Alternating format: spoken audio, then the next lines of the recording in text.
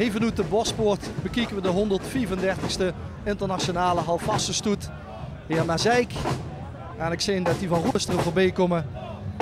Os van Vaar, sinds 2010 koninklijk erkend, staat er op het bord. Drumband en Van Vaar de Maasoever. Die zien koninklijk versierd ook.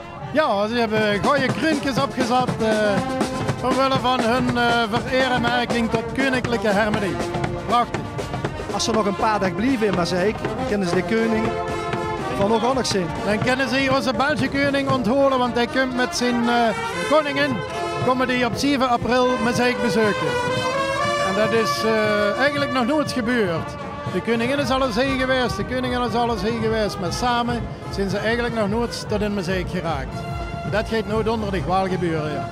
Heel speciaal. Dit is Brabantse carnaval en de groep uit Liesel bij Asten. De club Gekkenwerk op carnavalsavontuur.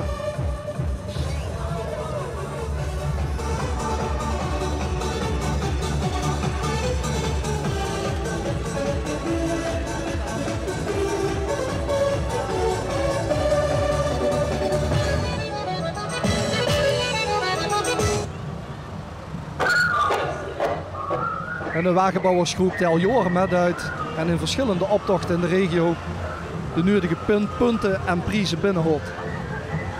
Uit Liesel, vastelovensvereniging Gekkenwerk.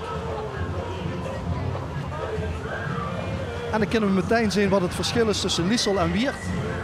Ja, uit Weert komen de Sauswouzen en die hebben dit jaar een steekskelos. Ja, ze doen het met nieuwe garen, maar ook met een steek. En dat vind ik altijd geweldig. De twee thema's rond één begrip bouwen. Dat is humor, dat is houvast, dat is vastenavond.